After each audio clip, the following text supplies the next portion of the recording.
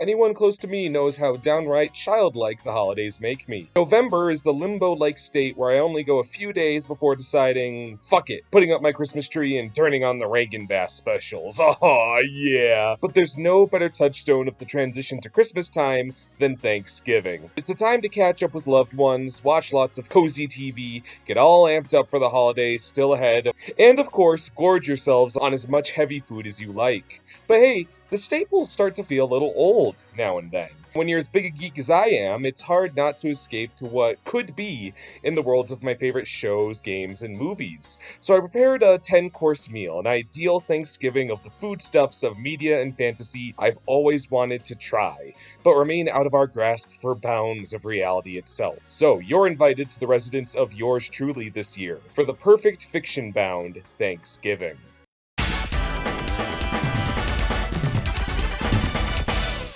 Even though the main event of the day is Thanksgiving dinner, honestly, the part of the day I always look forward to most is right first thing in the morning. I set my alarm to make sure I don't miss a second of the Macy's Thanksgiving Day Parade, and enjoy the explosion of floats and musical numbers in warm pajamas with a nice cup of coffee. But of course, I've got to have something sweet for breakfast to prime my appetite for what's to come while all this is going on. I've decided the devil, by way of Ned Flanders, would preemptively punish us for our forthcoming gluttony with his offer of the Soul Donut from The Simpsons' Treehouse of Horror. What better to wash down with coffee while Al Roker mispronounces anime characters flying down the streets of New York? We'll all just agree to set aside the last bite and not make the same mistake Homer did.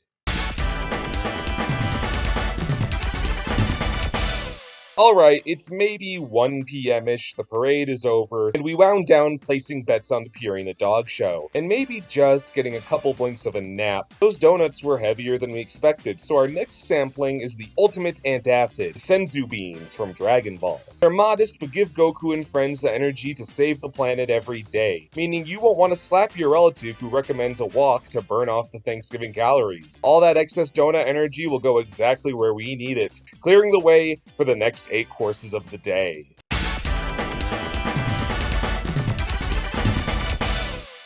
Cocktail hour hits, and we need something to wash down an array of hors d'oeuvres. As long as we're overindulging, why not a can of Bonk Atomic Punch, courtesy of Team Fortress 2, complete with about 100 times an adult's recommended sugar intake. A can of the beverage will make one feel invincible for a limited time, meaning you can deep fry the turkey with no risk of harm.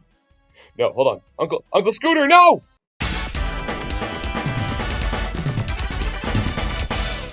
Counting down noshable foods from fiction, I had to pull from my niche favorite, chowder, and the time for finger foods while the entree enters its final stages of heating leads me to select Meviled Eggs. I'm sure it's the egg of some fantastical Marzipan City creature, but the candy-colored shell always made me wonder if there was some flavor profile and texture involved, like a big candy egg. We'll just have to hope our palates differ well enough from chowders. That's disgusting!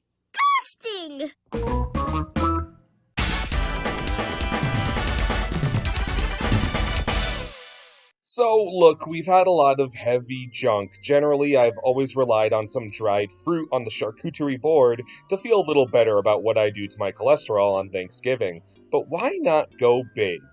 Giant, even. The giant peach boarded by James and Friends. When you ignore how many sentient insects have been perusing inside, I bet there's very little more refreshing than a big old glob of peach. There's that claymation quality that makes it all look extra malleable and textured and satisfying. Look at these bugs preparing peach in a billion ways to Sunday. Plus, when somebody inevitably realizes they didn't grab some essential spice or ingredient, we can all just climb into the peach and roll to King Super.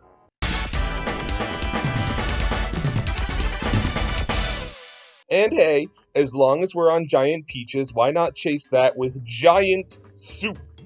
I'm talking the stupendous stew from Super Mario Odyssey. There is nothing better on a cold November evening than a cup of soup. Imagine every dinner you'd had preceded by steaming French onion or a big old serving of blazing hot pho, and increase that by about 1,000 times. Stupendous stew can even double as a hot spring if the evening starts to grow chilly. You know, as long as that doesn't gross you out.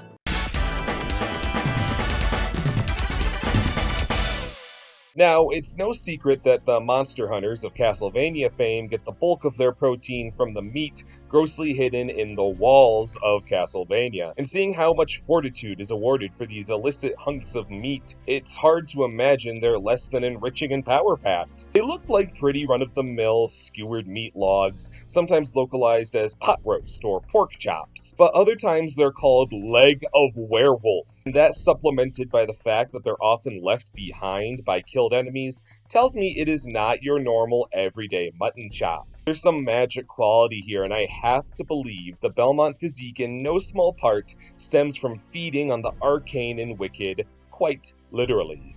Pass the leg of werewolf. I just really love saying that.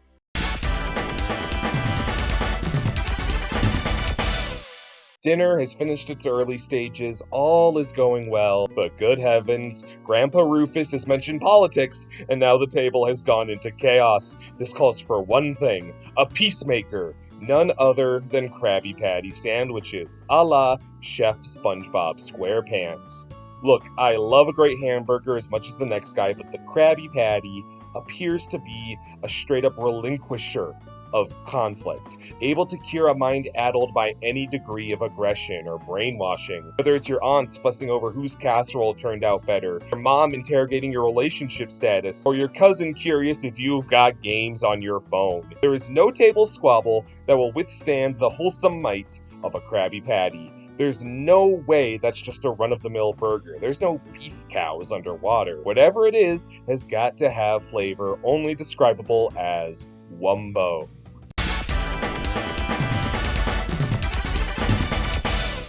Alright, we've primed ourselves with appetizers and cocktails en masse. It's time for the main course, the big guns. It's green eggs and ham. Maybe it's simply that Netflix's Green Eggs and Ham show is the most decadently detailed piece of animation I can think of. But green eggs and ham look so delicious. And no, I cannot fathom that it just tastes like regular eggs and ham. There's no way. It's gotta be the difference between chicken and duck, but for ham, at the very least. Dr. Seuss would turn in his grave if Green Eggs and Ham was just a Technicolor Grand Slam. To bring together personalities as disparate as Guy and Sam, it's gotta be something special. We can enjoy this hearty entree in a house with a mouse, with a fox in a box. Oh, you hear that? Dessert is ready!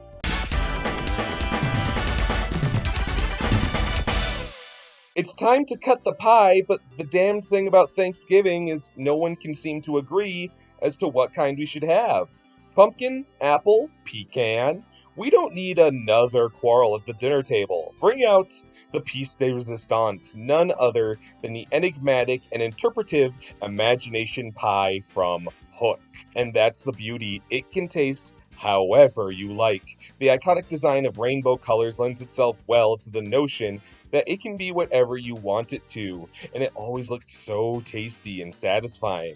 Whether you want cheesecake, key lime, banana, or coconut cream to act as the cherry atop your Thanksgiving dinner, it can be that or anything else you crave. It can match and surpass your wildest dreams, just as I hope your holiday was. We all get a little riled up, for better or worse, imagining how the holiday may turn out. That makes your time with loved ones, off work, in cozy weather, exactly what you hope and dream.